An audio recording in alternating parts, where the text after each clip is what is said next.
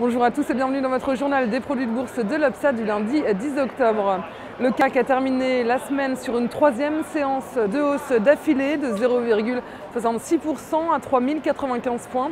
Une tendance haussière suivie par la plupart des bourses européennes. Le rapport mensuel de l'emploi américain a finalement été bien accueilli par les opérateurs. Les créations de postes sont en effet nettement plus importantes que prévu, 103 000 dans le secteur public et privé au lieu des 60 000 attendus. Le taux de chômage en revanche n'a pas baissé, il est toujours à 9,1% de la population active. Sur le front des valeurs, les banques sont à nouveau au centre des préoccupations. D'abord à cause de la décision de Moody's, l'agence de notation financière a dégradé les notes de 12 établissements britanniques et de 9 agences portugaises. Deuxième élément, les banques attendaient la rencontre hier entre Angela Merkel et Nicolas Sarkozy avec comme sujet de discussion majeure la recapitalisation des banques. Deux éléments qui font donc plonger les banques à la clôture, moins 1,48% pour BNP Paribas, moins 1,45% pour Crédit Agricole et Société Générale perd 0,87%. La banque franco-belge Dexia reste toujours suspendue de cotation jusqu'à aujourd'hui à la demande des marchés belges. Les opérateurs devaient se décider hier sur son sort. Côté valeur, toujours AXA et Total, la plus forte hausse du CAC ont été les principaux soutiens de cette dernière séance de la semaine.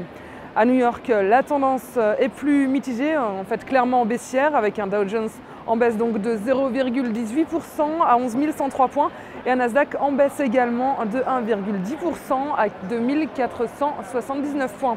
Accueil enthousiaste donc par les marchés américains, tout du moins en milieu de journée du rapport mensuel de l'emploi, même s'il laisse au final une impression mitigée.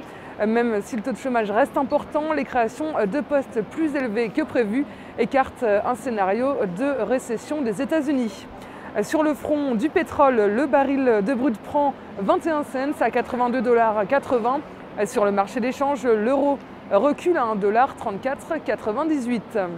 La valeur du jour, c'est aujourd'hui le distributeur Carrefour. Graphiquement, le titre a validé une figure de retournement le 29 septembre dernier.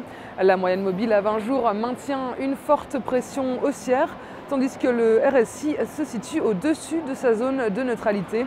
Dans ces conditions, une poursuite de la dynamique haussière à court terme est à attendre en direction des 20,25 €, voire des 22,41 €. La stratégie qui vous est proposée pour jouer cette valeur, c'est l'achat du Warrant Call Carrefour à 1033 T d'Unicredit au prix d'exercice de 16 € et d'échéance au 2 mars 2012. Voilà, c'est tout pour aujourd'hui. Bonne journée et à demain.